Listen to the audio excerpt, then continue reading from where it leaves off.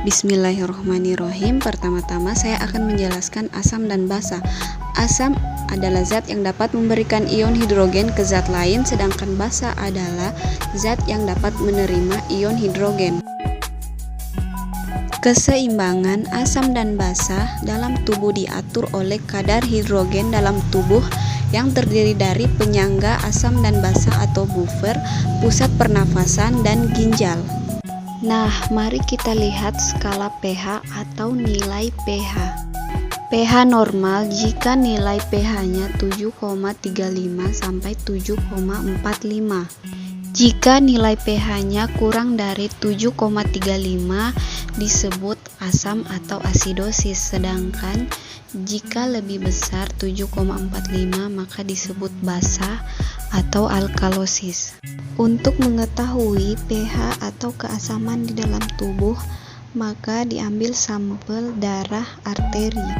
Penyangga asam basah adalah sistem yang menjaga tubuh agar tidak mengalami kelebihan asam dengan membuang hidrogen melalui ginjal dalam bentuk amonia. Pusat pernapasan berfungsi mengatur pembuangan karbon dioksida atau CO2 agar tubuh tidak mengalami kelebihan asam. Kemudian ginjal, saat tubuh mengalami kelebihan asam, maka kelebihan tersebut akan dikeluarkan bersama urin. Selanjutnya, gangguan asam basa. Yang pertama, asidosis respiratorik adalah keadaan di mana terjadi kelebihan asam dalam darah karena penumpukan karbon dioksida dalam darah akibat gangguan fungsi paru.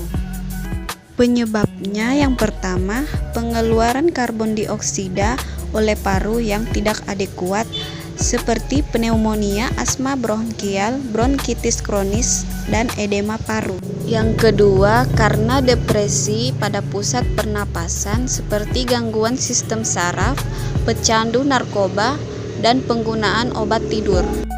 Adapun gejalanya yaitu berupa sakit kepala, mengantuk, penurunan kesadaran, koma.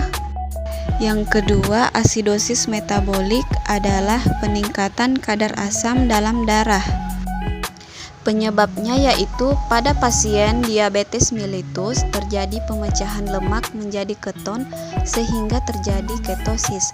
Pada pasien gagal ginjal terjadi penurunan fungsi filtrasi ginjal sehingga terjadi penumpukan asam. Peningkatan asam laktat pada orang yang berolahraga berlebihan, sedangkan kehilangan basa yang berlebihan karena ada diare atau kolostomi. Gejalanya berupa mual, muntah, pernapasan cepat dan dalam, tekanan darah menurun, syok, dan koma. Yang ketiga, alkalosis respiratorik adalah kelebihan kadar basa dalam tubuh karena hiperventilasi pernapasan sehingga kadar CO2 dalam darah menjadi rendah. Penyebabnya yaitu penyebab tersering adalah karena pernapasan yang cepat dan dalam atau hiperventilasi. Penyebab lainnya adalah hipoksemia dan demam. Gejalanya berupa cemas, kejang otot, dan penurunan kesadaran. Keempat, alkalosis metabolik adalah suatu kondisi di mana terjadi kelebihan basa dalam darah karena peningkatan bikarbonat.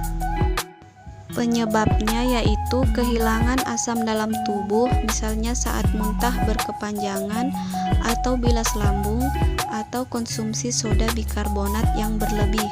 Gejalanya tidak begitu nampak, pada kondisi berat akan menimbulkan spasme otot.